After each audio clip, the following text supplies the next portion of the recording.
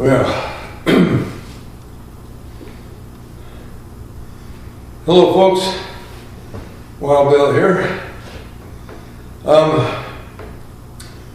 Let's see, I guess I should bring you up to date on the bird you seen last, or that you saw last. I let it go. And I let it go because it wouldn't bait. Can you imagine that? I mean, I've never had a bird that wouldn't bait. But that bird would not bait. It wouldn't bait on my fist, and it wouldn't bait off its perch in my office. It would just stand there and look at me. And it was healthy. I mean, it wasn't sick or anything. The only time it would bait is if, on the hooding deal, then it would bait. But aside from that, it wasn't going to bait. It definitely wanted to stay still. Now, my interpretation of that was that it was a bird that was more than a little insecure. That's probably not the right word, but it was not very self-assured. Probably, as males are, I guess, from the time they're in the nest, it got, bullied, and then when they leave, the haggards are on them as well as the female passengers. And, I just think I'm guessing, of course, but I'm just thinking he had been intimidated so much that he was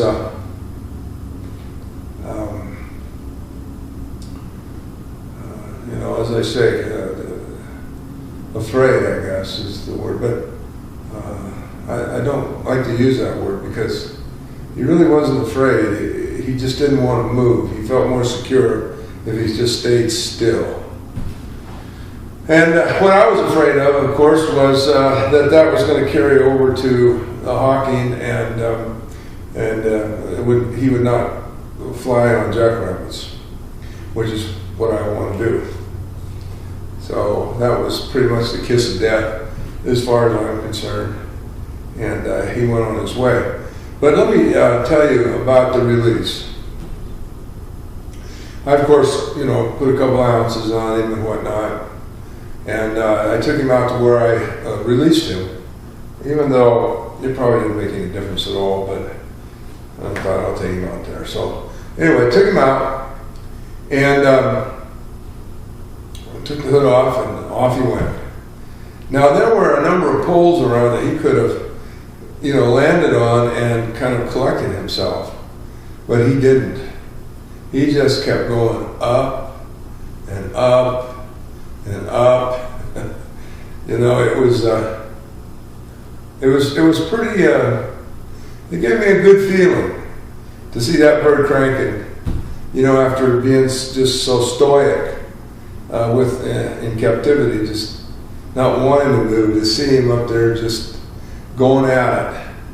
And I couldn't help but think that his thoughts were, I ain't never coming down. I don't know. But it really was good to see him up there moving, And he definitely was a bird that did not belong in captivity. So that was it with him. So, the next day I spent, hours out trying to find a red tail here. And for those of you who don't know, I've been trying to find a passage, a red tail, for months, unsuccessfully.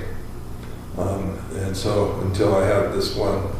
So I decided that I was going to head down south. Now, by down south, I mean back to my old stomping grounds. The Sierra Vista area down there in southeastern Arizona, which is about a 7-hour drive from here. I think 6.5, 7. And I thought I would just go down and I'd bring the traps, and if I was able to trap some, great. If I didn't, I wanted to go down there anyway to kind of visit, as I say, my old haunt. So off I went, and early the next morning, and I went. I drove 2 hours to a place called Wickenburg, which is about 45 minutes outside of Phoenix.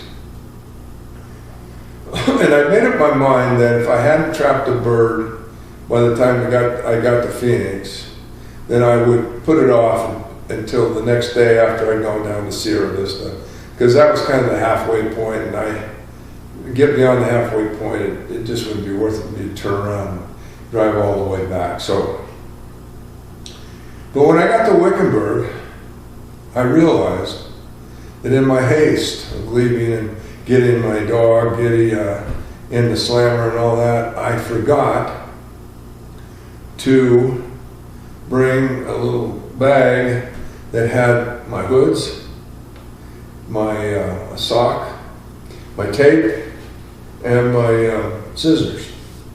So there I was, relatively screwed. So what to do? Well, I wasn't going back. I knew that. So I just, instead of looking for a bird for those additional 45 minutes until I got to Phoenix, I just put it off completely and drove down to Sierra Vista and went to a Walmart, bought me a pair of scissors, some masking tape, and a cloth. I don't know how to define it. It's kind of like a dishcloth, but it's bigger. And so my thoughts were, well, what I'll do on the way back is if I trap a bird, I'll of course get the cloth over when I approach, as soon as I get to the trap, I'll get the cloth over its head so it can't see me, taking it off the trap. And then, of course, I don't want them looking at me all the way back, so I figured that would do the trick. And then I thought I would tape the bird, like around the chest area here with that tape, around a couple times or so. And then I would, with the cloth on the bird, I would go ahead and do the same thing with the cloth to keep the cloth on the head. If that makes any sense to you. And of course I would tape the feet, that's a given, I guess. And that was my plan. And so the next day, bright and early, I headed out. And I didn't see a Patsy's red tail until I got to the outskirts of Tucson.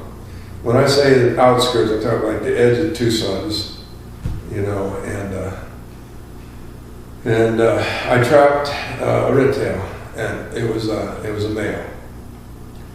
So I let it go, and I reluctantly let it go. I'll be honest with you, because I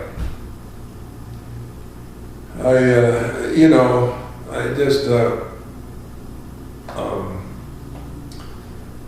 in bird in the hands, we're two in the bush and all that sort of stuff. Plus, a couple of my friends had told me on my listserv that they had good luck hawking jacks with males.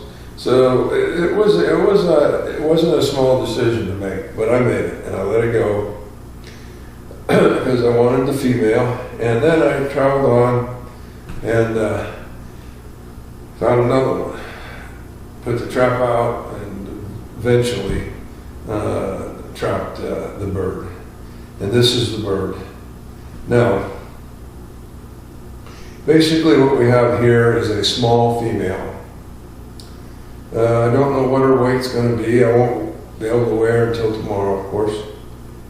But at least I got my female, be it small or not.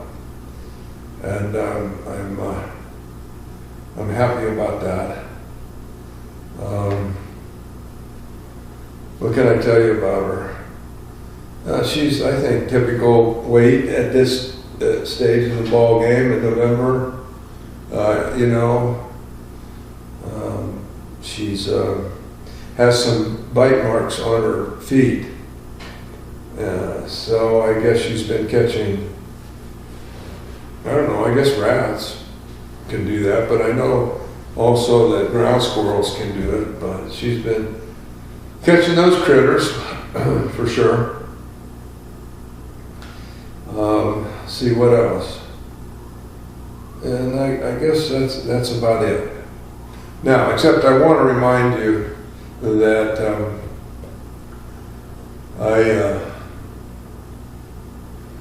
only going to do I'm not going to do everyday thing on these videos.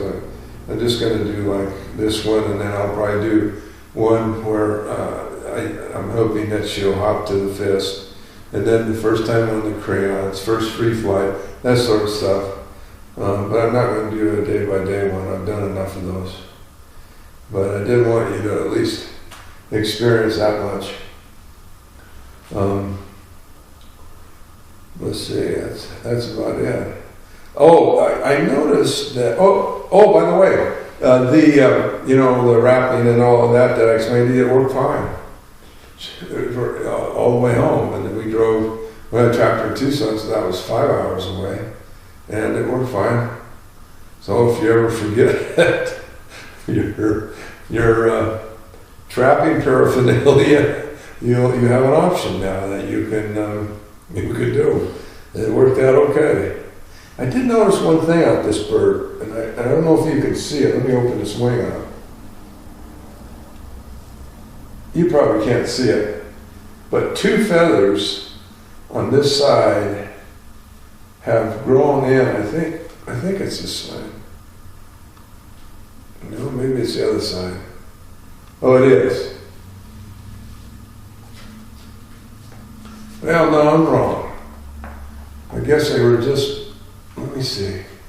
Well, anyway, it's not that important. Let me pull the hood here, and we'll introduce you to her. There she is, in all her glory. Oh, I don't want to tell you this. I have this theory. I don't know if it's really a theory. It's probably true. But you know how birds, as they get older, even red tails, of course, as they get older, their eyes get darker. At least some raptors. Well, her eyes are definitely showing darkness. They've started to darken. And what I always, and so to me, that suggests that it's an older bird. It's been out there a while. And of course, again, for me, that means work. Because, she's probably pretty set in her ways, and it's going to take me a while to get around that. I hope I can. But I'll give it a shot, and I'll keep you informed.